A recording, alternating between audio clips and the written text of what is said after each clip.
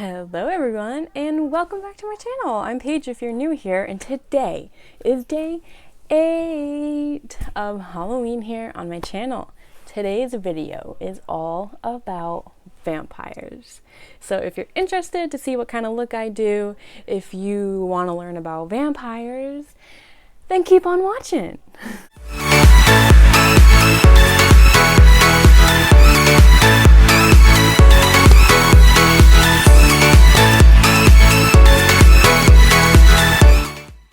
Let's just jump right into this video and learn about vampires. So, what is a vampire, you might ask? There are almost as many different characteristics of vampires as there are vampire legends. But the main characteristic of vampires, or vampires,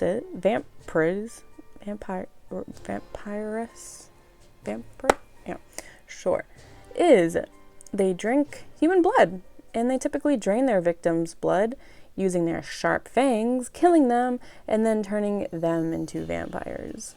So, in general, vampires hunt at night since the sunlight weakens their powers and makes them sparkle. Just kidding, I added that in. Some may have the ability to morph into a bat or a wolf, and vampires have super strength and often have a hypnotic, sensual effect on their victims. They can't see their image in a mirror, and they cast no shadows. So now we're going to talk about Vlad the Impaler. I was like, excuse me? The what it was? It's thought that Bram Stoker named Count Dracula after Vlad Dracula, also known as Vlad the Impaler. So Vlad Dracula was born in Transylvania, Romania, and he ruled Wallachia, Romania off and on from 1456 until 1462. And he is described as a just yet brutally cruel ruler who valiantly fought off the Ottoman Empire, and he earned his nickname because his favorite way to kill his enemies was to impale them on a wooden stake. And according to legend, Vlad Dracula enjoyed dining amidst his dying victims and dipping his bread in their blood. No one knows if these are true tales or not, but many people believe these stories sparked Stoker's imagination to create Count Dracula, who was also from Transylvania. But according to Dracula expert Elizabeth Miller, Stoker didn't base Count Dracula's life on Vlad Dracula. Nonetheless, the similarities between the two Draculas are intriguing.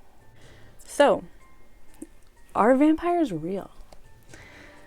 So, vampire superstition thrived in the Middle Ages, especially as the plague disseminated entire towns. The disease often left behind bleeding mouth lesions on its victims, which to the uneducated was a sure sign of vampirism. Sounds about right. All these, it's so funny, like as I'm going and like researching about these things, witches were created from a disease. Vampires are created from a disease. Now it like makes sense to us, but back then that's just how they thought, which is very interesting to me. So being labeled a vampire was easy if you had an unfamiliar physical or emotional illness. Many researchers have pointed to porphyria, a blood disorder that can cause severe blisters on skin that's exposed to sunlight, as a disease that may have been linked to the vampire legend. So some symptoms of porphyria can be temporarily relieved by ingesting blood. Other diseases blamed for promoting the vampire myth include rabies or gaudier. So when a suspected vampire died, their bodies were often incinerated to search for signs of vampirism. In some cases, a stake was thrust through the corpse's heart to make sure that they actually stayed dead. Other accounts describe the decapitation and burning of the corpses of suspected vampires well into the 19th century. So now we're going to talk about Mercy Brown. Mercy Brown may rival Count Dracula as the most notorious vampire. Unlike Count Dracula, however, Mercy was in fact a real person. She lived in Exeter, Rhode Island, so local to New England. This is also why I picked this one, because this is really, really top-notch, real close to home. And was the daughter of George Brown, a farmer. After George lost many family members, including Mercy, in the late 1800s to tuberculosis, his community used Mercy as a scapegoat to explain their deaths. It was common at the time to blame several deaths in one family on the undead. The bodies of each dead family member were often exhumed to search for signs of vampirism. Don't exhume my body if I die first in my family. Okay? Family that watches, thanks. When Mercy's body was exhumed and didn't display severe decaying, not surprising, since her body was placed in an above-ground vault during a New England winter. The townspeople accused her of being a vampire and making her family sick from her icy grave. And they cut her heart out, burned it, and then fed the ashes to her sick brother. And perhaps not so surprisingly, he died shortly after that. I don't mean to laugh. I'm laughing because it's like awkward because I feel like it's common sense. But again, times are way different. Way different. So,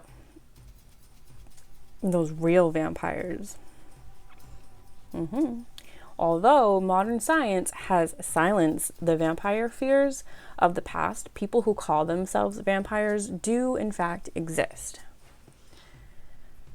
They're normal seeming people who drink small amounts of blood in a perhaps misguided effort to stay healthy. Nope. To avoid rekindling vampire superstitions, most modern vampires keep to themselves. Thank you. And they typically conduct their feeding rituals, which include drinking the blood of willing donors.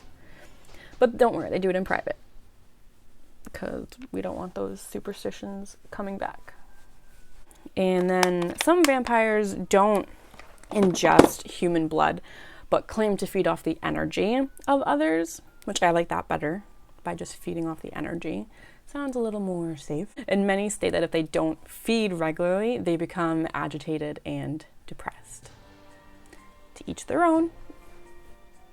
To each their own. Okay, so I am going to go off camera, finish this look, and I will be right back. And I'm back. And this is the final look.